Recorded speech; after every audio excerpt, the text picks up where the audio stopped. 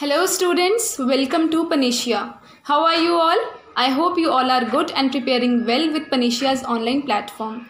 So students, today we are going to start our new chapter, that is motivation and learning. This chapter helpful for you not only in conceptual part of CTP, but it is also helpful for you in pedagogy part of all subjects. So students, in this chapter we are going to cover concept of motivation, then definition of motivation by different psychologists, then we will discuss about types of motivation, in which we will cover intrinsic motivation and extrinsic motivation, and after that we will cover about components of motivation, then motivation cycle. This is important topic in this chapter. Then we will cover aspects of motivation.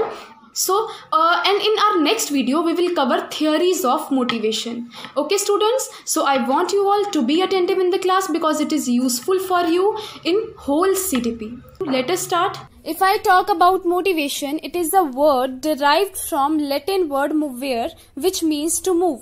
Okay तो motivation का क्या मतलब है? सीधा सा इसका मतलब है कि ये इंडिविजुअल की इंटरनल एनर्जी को उसके गोल की तरफ, उसके ऑब्जेक्टिव्स की तरफ डायरेक्ट करती है, मूव करती है. ठीक है, तो अगर हम इसकी डेफिनेशन को देखें तो motivation is the process by which learners activities are started, directed and continued so that उसकी फिजिकल और साइकोलॉजिकल नीड्स फुलफिल हो सकें. ठीक है, तो मोटिवेशन क्या है? जो लर्नर की एक्टिविटीज को स्टार्ट करने में, उसको एक पर्टिकुलर डायरेक्शन में डायरेक्ट करने में और उसको कंटिन्यू रखने में हेल्प करता है. ठीक है, अगर कोई भी इंडिविजुअल या लर्नर मोटिवेटेड होगा तो वो इनिशिएट कर पाएगा किसी भी एक्टिविटी के लिए और उसे सही दिशा में लेकर जाएगा, और किसी भी तरह की प्रॉब्लम आ जाए वो उसे कंटिन्यू ही रखेगा, उसे कभी भी खत्म नहीं करेगा, उस टास्क को कंप्लीट करके छोड़ेगा. ठीक है, तो ये काम कौन करता है? That is motivation. तो कुछ साइकोलॉजिस्ट हैं जिन्होंने बहुत अच्छी डेफिनेशन दी थी मोटिवेशन पे. फर्स्ट है गुड्स के अकॉर्डिंग मोटिवेशन क्या है? It is a process of arousing, sustaining and regulating activity. मतलब अपनी एक्टिविटी को अराउज करना, उसे सस्टेन करना एक पर्टिकुलर डायरेक्शन में, एंड रेगुलेट करना, ये प्रोसेस कौन करता है? मोटिवेशन. ठीक है, तो इसी तरह स्किनर ने भी मोटिवेशन की एक डेफिनेशन दी थी, that is motivation is a super highway to learning. मतलब अपनी लर्निंग तक पहुंचने के लिए सुपर हाईवे का काम कौन कर रहा है? That is motivation. Okay, now come two types of motivation. Motivation दो तरह की होती है, intrinsic motivation and extrinsic motivation. Let us discuss one by one. If I talk about intrinsic motivation, नाम से ही पता चल रहा है इंट्रिंसिक का मतलब क्या है? जो इंडिविजुअल के विद इन इंटरनली जो डेवलप होती है. ठीक है, तो इंट्रिंसिक मोटिवेशन के कुछ पॉइंट्स डिस्कस करते हैं. First is it generate with in the individual. ठीक है, जो उसे किसी भी बिहेवियर को डिस्प्ले करने में हेल्प कर रही है. ठीक है, second is it is इनेट, genetically predetermined. मतलब जैसे एक एग्जाम्पल लेते हैं कि अगर जब कोई चाइल्ड बर्थ लेता है तो बर्थ लेने के बाद जब उसे मदर फीड मिलती है तो उसे सिखाया नहीं जाता है सकिंग करना, ये उसके अंदर इनबॉर्न कैपेबिलिटी होती है. ठीक है, तो जो मोटिवेशन है इंट्रिंसिक मोटिवेशन, ये इनेट, जेनेटिकली प्रीडिटरमाइंड होती है, पहले से निर्धारित होती है. उसके अंदर एक खुद की उसकी इंटरनल एनर्जी होती है किसी काम को करने की. ठीक है, थर्ड है अगर कोई इंडिविजुअल इंट्रिंसिकली मोटिवेटेड है, मतलब अंदर से खुद उसके अंदर पावर है कि उसे वो काम करना है. ठीक है, तो उसे किसी भी रिवॉर्ड की जरूरत नहीं है इनकरेजमेंट के लिए. ठीक है, मतलब वो अपने गोल को अचीव करने के लिए दूसरों की इनकरेजमेंट या दूसरों के दिए हुए रिवॉर्ड पे डिपेंड नहीं होगा. ठीक है, ये उसकी खुद की डिसीजन होगा, खुद की उसकी इंटरनल एनर्जी होगी जो उसे उसके गोल तक लेकर जाएगी. नेक्स्ट आ जाता है individual with intrinsic motivation does work with enjoyment and pleasure. This is very important. जो इंट्रिंसिकली मोटिवेटेड चाइल्ड होगा वो कोई भी काम जब करेगा तो वो पूरी इंजॉयमेंट से, प्लेजर से, खुशी से काम करेगा. ठीक है, नेक्स्ट आ जाता है intrinsically motivated individual have feeling of self confidence and competence. मतलब कि इंट्रिंसिकली मोटिवेटेड चाइल्ड अगर हर काम इंजॉयमेंट से कर रहा है, प्लेजर से कर रहा है, तो उसके अंदर ग्रेट कॉन्फिडेंस होगा, सेल्फ कॉन्फिडेंस होगा और कॉम्पिटेंस की भावना होगी. मतलब कि अपने आप को हमेशा दूसरों से आगे रखने के लिए सोचेगा. ठीक है, अपने आप को हमेशा वो इम्प्रूव करेगा. तो ये थे इंट्रिंसिक मोटिवेशन की कुछ characteristics. Okay, now come to extrinsic motivation. अगर मैं एक्सट्रिंसिक मोटिवेशन की बात करूं तो आपको नाम से ही क्लियर हो रहा है कि एक्सट्रिंसिक का मतलब क्या है, एक्सटर्नल। ठीक है, तो एक्सट्रिंसिक मोटिवेशन कौन सी होगी, जो एक्सटर्नल इन्वायरमेंट पे डिपेंड करेगी। मतलब ये इंडिविजुअल की को अंदर से इंटरनली नहीं है, ये एक्सटर्नल इन्वायरमेंट में ऐसा कुछ हो रहा है जिससे इंडिविजुअल जो है वो मोटिवेट हो रहा है काम को करने के लिए। ठीक है, मतलब एक्सट्रिंसिक मोटिवेशन अगर बच्चे को चाहिए तो उसके लिए इंसेंटिव्स की, रीइंफोर्समेंट की जरूरत होगी किस काम के लिए, उसको एनकरेज करने के लिए। क्लियर है? तो इसका क्या मतलब है कि जो एक्सट्रिंसिक मोटिवेशन है वो किससे डिराइव होती है, इंसेंटिव्स से, मतलब रिवॉर्ड्स से, रीइंफोर्समेंट से, कि बार बार कोई उसको आकर कहे that you have to do this work. For example, अगर 10th क्लास में एक चाइल्ड बहुत मेहनत कर रहा है, वो क्यों कर रहा है, ताकि वो मेरिट में आ सके। यस, इसीलिए कर रहा है। तो ये क्या है, ये उसकी एक्सट्रिंसिक मोटिवेशन है। अगर बिना किसी फल के, बिना किसी इच्छा की कामना से वो कोई काम करता है तो वो इंट्रिंसिक है, बट अगर वो रिवॉर्ड के लिए काम कर रहा है तो वो एक्सट्रिंसिक है। ठीक है, तो एक्सट्रिंसिकली मोटिवेटेड जो चाइल्ड होगा हमेशा वो काम कब तक करेगा, जब तक उसे रिवॉर्ड मिलेगा। अगर उसे रिवॉर्ड नहीं मिलेगा तो वो काम की जो इंटेंसिटी है वो कम होती जाएगी, धीरे धीरे वो उस काम को करना बंद कर देगा। ठीक है, अगर हम ज्यादा एक्सट्रिंसिक रिवॉर्ड्स बच्चे को देते जा रहे हैं तो उसकी इंट्रिंसिक मोटिवेशन कम होनी शुरू हो जाएगी। ठीक है, फिर वो हर काम के लिए कुछ ना कुछ फायदा या रिवॉर्ड ही देखेगा।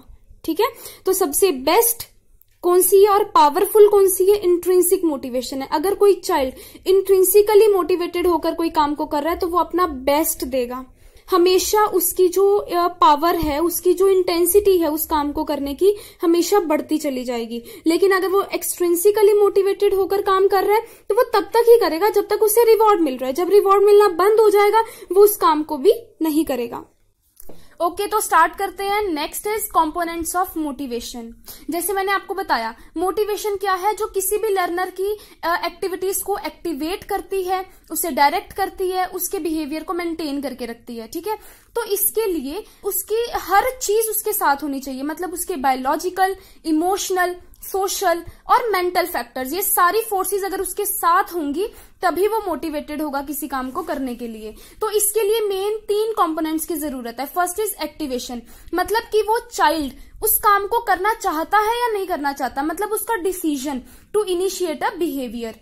सेकंड आ जाता है परसिस्टेंस। परसिस्टेंस का मतलब क्या होता है, कॉन्टिन्यूएशन। ठीक है, कि वो चाहे रास्ते में कोई भी ऑब्स्टेकल आ जाए लेकिन वो उस काम तक, उस बिहेवियर को करने के लिए कंटिन्यू रहे, मतलब वो लगातार उस अपने गोल तक पहुंचने के लिए एक्टिवेट रहे। ठीक है, उसे कंटिन्यू करता रहे चाहे रास्ते में कोई भी प्रॉब्लम आए। थर्ड आ जाता है इंटेंसिटी। ये कब हो पाएगा कि वो अपने एफर्ट्स को लगातार लगाता रहेगा, जब उसके अंदर एक कंसंट्रेशन होगी प्रॉपर कि मुझे ये काम करना ही करना है। उसके अंदर एक वो भावना होगी कि yes I have to do it, मतलब उसकी नीड होगी उस काम को करने के लिए, वो तभी अपने लगातार एफर्ट्स लगा पाएगा। ठीक है, तो मेनली ये 3 कंपोनेंट्स की जरूरत है, एक्टिवेशन, परसिस्टेंस एंड इंटेंसिटी, कि वो उस काम को कितनी लगन से करना चाहता है। ठीक है, जब ये तीनों कंपोनेंट्स प्रॉपरली एक्टिवेट होंगे उस बच्चे के अंदर तभी वो मोटिवेशन उसकी काम करेगी, मतलब तभी वो किसी काम को करने के लिए मोटिवेटेड होगा। So let us start with characteristics of motivation.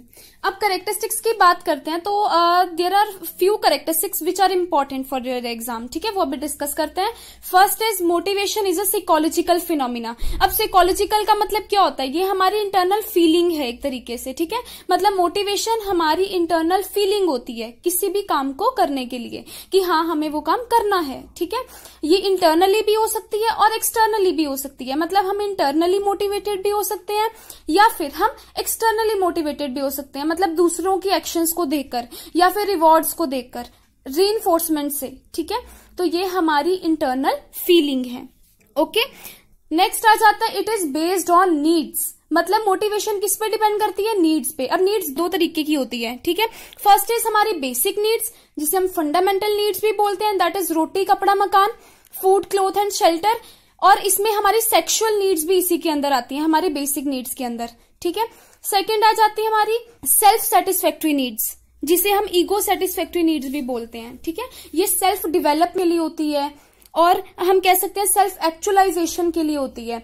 ठीक है, you can say money, status, power, respect, ये क्या है, ये हमारी सेल्फ या ईगो सेटिस्फैक्ट्री नीड्स होती हैं, इन्हें पूरा करने के लिए भी हम मोटिवेटेड होते हैं। ठीक है, नेक्स्ट आ जाता है गोल्स आर मोटिवेटर।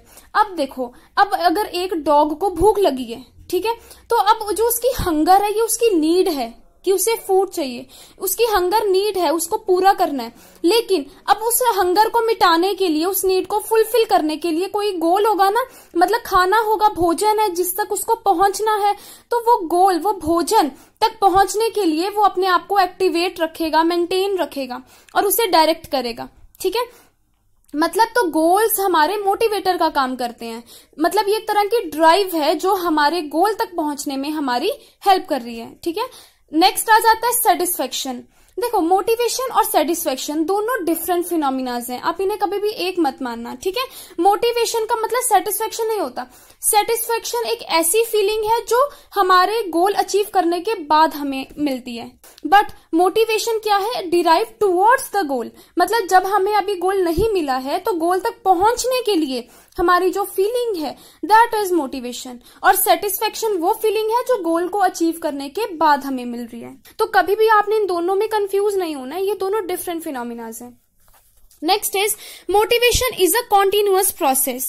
अगर कोई भी इंडिविजुअल मोटिवेटेड है किसी काम को करने के लिए तो वो पूरी तरह से मतलब कॉन्टिन्यूसली मोटिवेटेड रहेगा अगर उसे अपनी नीड को फुलफिल करना है। ठीक है, तो ये कॉन्टिन्यूअस प्रोसेस है, हर बार हमारी कोई नई नीड आ जाती है।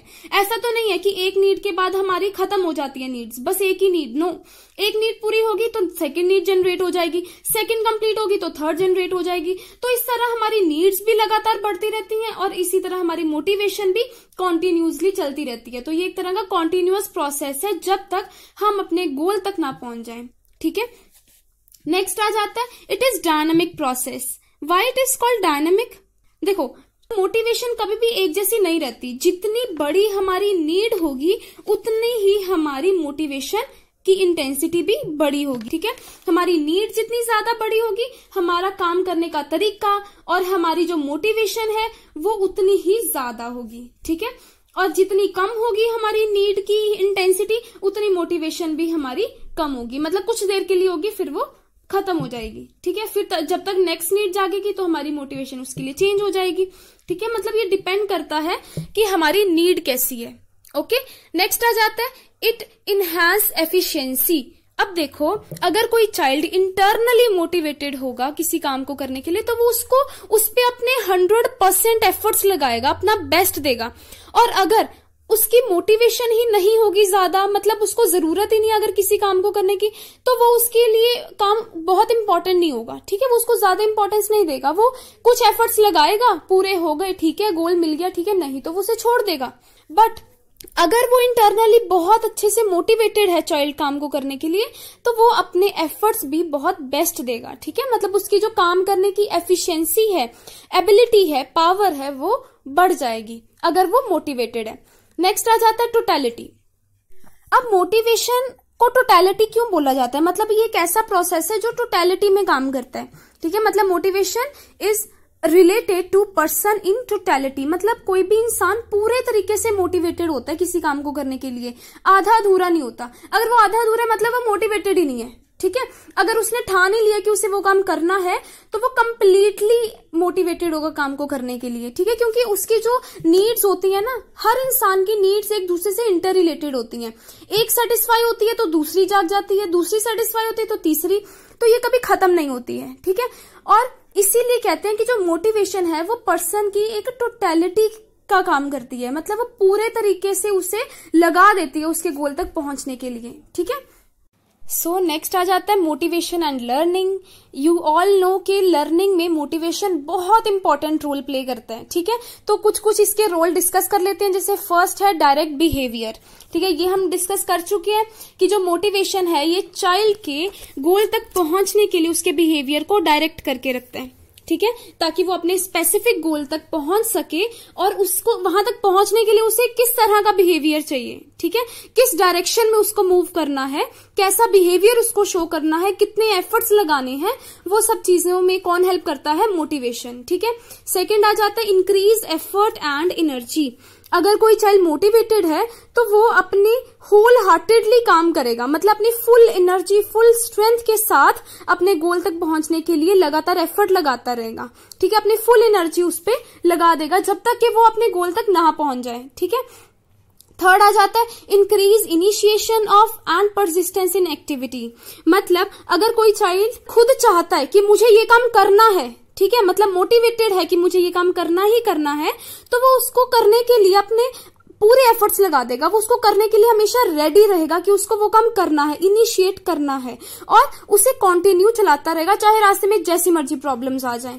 ठीक है, वो उसे कभी भी डिसकंटिन्यू नहीं करेगा या फिर उसे कभी स्टॉप नहीं करेगा without achieving the goal. Next आ जाता है इट अफेक्ट कॉग्निटिव प्रोसेस। अब अगर मैं लर्निंग की बात करूं तो लर्निंग के लिए उसके कॉग्निटिव प्रोसेस का बहुत बेहतरीन होना जरूरी है। ठीक है, मतलब कि वो पूरे अटेंशन से, अपनी फुल एनर्जी से, फुल अटेंटिवनेस से वो उस काम को करे, मीनिंगफुल तरीके से उस काम को करे। तो अगर वो मोटिवेटेड होगा तो वो इस तरीके से जरूर करेगा। ठीक है, नेक्स्ट आ जाता है मोर कॉन्टिन्यूड इन वर्किंग। अब अगर इंडिविजुअल ने काम करना तो स्टार्ट कर दिया, मतलब अपने गोल तक पहुंचने के लिए बिहेवियर को डायरेक्ट तो कर दिया, ठीक है, स्टार्ट भी कर दिया, बट वो उसको कंटिन्यू नहीं कर पा रहा है। मतलब कि उसने उस काम को स्टार्ट कर दिया बट बीच में आके वो फ्रस्ट्रेट हो गया। ठीक है, वो उसको बहुत सारी इंटरप्शंस आ रही हैं।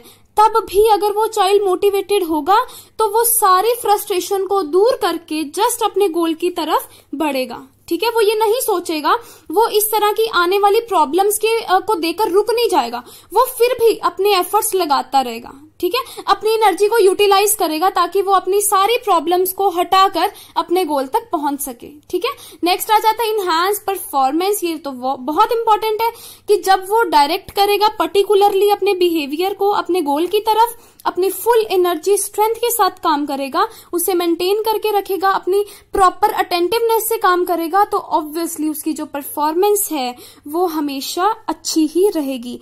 उसकी जो परफॉर्मेंस होगी हमेशा इम्प्रूव्ड परफॉर्मेंस होगी, हमेशा वो अपने काम में इम्प्रूवमेंट करता रहेगा। ठीक है, तो मोटिवेशन बहुत हेल्प करती है परफॉर्मेंस को एनहांस करने में। तो ये बहुत इंपॉर्टेंट पॉइंट्स थे जो एक्चुअल में पेडागोजी के लिए इंपॉर्टेंट है। ठीक है, कि आपको कौन कौन सी चीजें अप्लाई करनी है अपनी टीचिंग में ताकि चाइल्ड इंटरनली मोटिवेटेड हो सके। ये भी पॉइंट हम डिस्कस कर लेते हैं जो आपकी पेडागोजी में बहुत हेल्प करने वाले हैं। ठीक है, कि अगर आप चाहते हैं कि चाइल्ड इंटरनली मोटिवेटेड रहे तो आपको क्या क्या चीजें करनी चाहिए। सबसे पहली, आपको एक्सट्रिंसिक मोटिवेशन तो देनी ही है, मतलब आपको रिवॉर्ड्स देने हैं, बट उन रिवॉर्ड्स को आपने इस तरह से यूज करना है कि वो अपनी इंटरनल एनर्जी को ना छोड़ सके, मतलब वो अपनी इंटरनल मोटिवेशन को कभी भी कम ना कर सके। ठीक है, आप रिवॉर्ड्स दो, इतनी ज्यादा अमाउंट में नहीं देने चाहिए कि वो फिर हर काम रिवॉर्ड के थ्रू ही करे।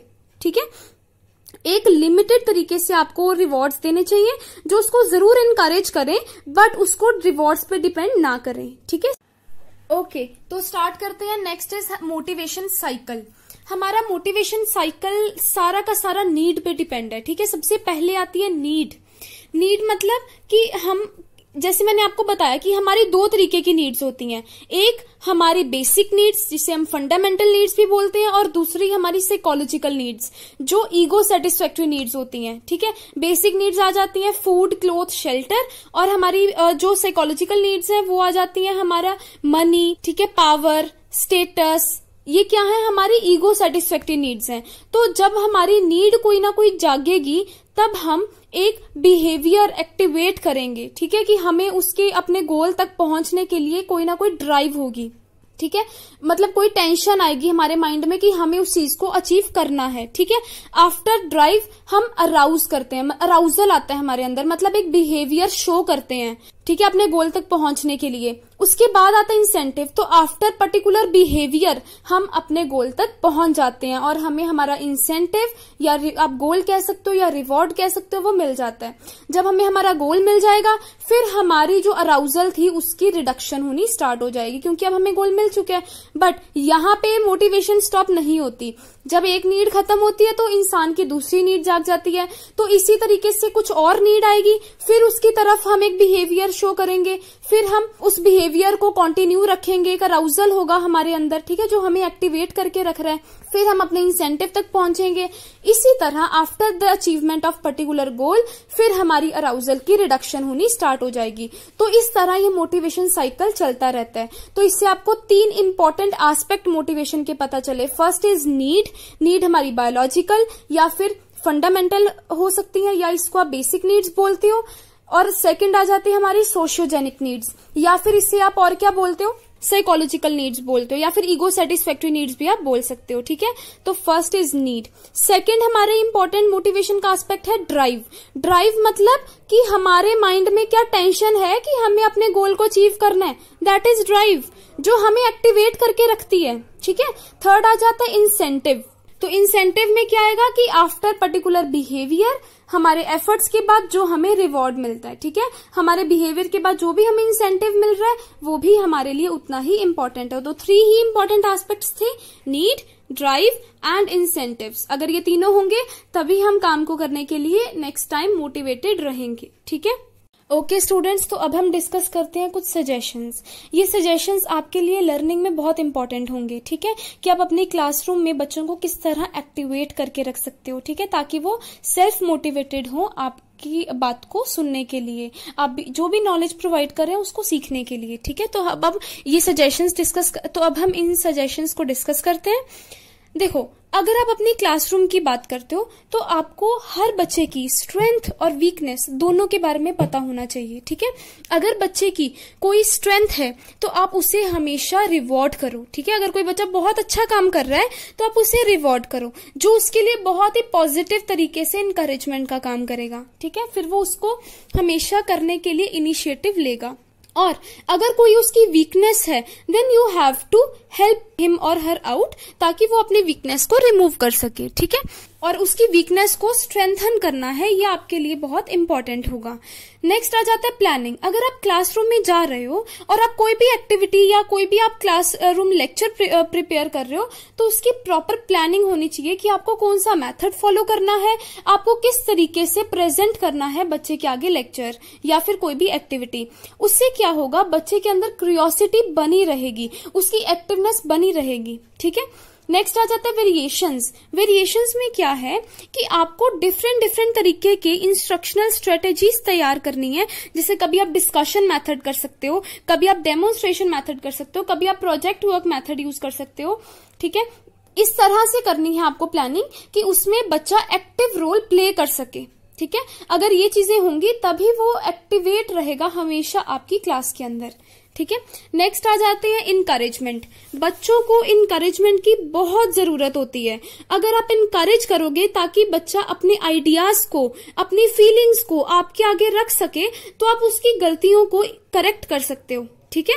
और अगर वो सही चल रहा है तो आप उसे पॉजिटिवली इनकरेज कर सकते हो, रिवॉर्ड दे सकते हो, ठीक है। तो ये बहुत हेल्पफुल है। नेक्स्ट आ जाता है इन्वॉल्वमेंट। आप जब भी कोई लेक्चर प्रिपेयर करते हो, आप कोई भी जब बच्चे के लिए इंस्ट्रक्शनल स्ट्रेटेजी तैयार करते हो तो उसमें आपने ये ध्यान जरूर रखना है कि बच्चा उसमें इन्वॉल्व हो। अगर बच्चा इन्वॉल्व होगा तभी उसके अंदर क्यूरियोसिटी आएगी किसी काम को करने के लिए, वो अपने गोल तक पहुंचने के लिए मोटिवेटेड होगा जब वो उसको अपने तरीके से करेगा, अपने पेस से करेगा, ठीक है। नेक्स्ट आ जाता है अपॉर्चुनिटीज। बच्चों को जितनी ज्यादा अपॉर्चुनिटीज प्रोवाइड करेंगे ताकि वो क्लास में खुद बोल सके, खुद एक्टिविटी को कर सके, अपने तरीके से करे, तो वो उसकी जो मोटिवेशन है वो हमेशा इंटरनल होगी, ठीक है। नेक्स्ट आ जाता है कॉम्पिटिटिव इन्वायरमेंट। हमेशा बच्चों के लिए कैसा इन्वायरमेंट होना चाहिए स्टडी के लिए, दैट इज कॉम्पिटिटिव, जिसमें वो अपने आप को दूसरों के साथ कंपेयर कर सके, हमेशा अपने आप को एक्सप्रेसिव बनाए, प्रोडक्टिव बनाए। मतलब वो हमेशा अपने फीलिंग्स को, अपने थॉट्स को, अपने आइडियाज को टीचर के आगे और अपनी क्लासरूम स्टूडेंट्स के आगे प्रेजेंट कर सके, ठीक है, और अपने आप को हमेशा इम्प्रूव करे। तो ये थे कुछ सजेशंस जो आप अपने डेली क्लासरूम एक्टिविटीज में इन्वॉल्व कर सकते हो, और ये आपके पेडागोजी के लिए भी इम्पोर्टेंट है, ठीक है। So students, this is all about today's lecture. इसमें हमने आज मोटिवेशन के कुछ इंपॉर्टेंट चीजें डिस्कस की हैं, ठीक है। और नेक्स्ट वीडियो में हम डिस्कस करने वाले हैं theories of motivation. This is important for not only your conceptual part of PDP but it is also important for pedagogy part, ठीक है। मोटिवेशन से रिलेटेड तो आपको क्वेश्चन बनता है पेडागोजी में भी और आपके कंसेप्ट पार्ट में भी। तो अगर आपको आज के लेक्चर में कोई भी डाउट है, कोई भी प्रॉब्लम है, तो आप कमेंट सेक्शन में पूछ सकते हैं, ठीक है। तो नेक्स्ट हम जो थियरीज को डिस्कस करेंगे, इससे भी हमेशा क्वेश्चन आता ही है, एक क्वेश्चन आपको जरूर मिलेगा सीटेट एग्जाम में, okay. So students, if you have any doubt, any query, you can ask in your comment section. और अगर आपको फर्दर और नोटिफिकेशंस चाहिए तो आप हमारे चैनल को सब्सक्राइब कर सकते हैं। Okay students, thank you and all the best for your exam.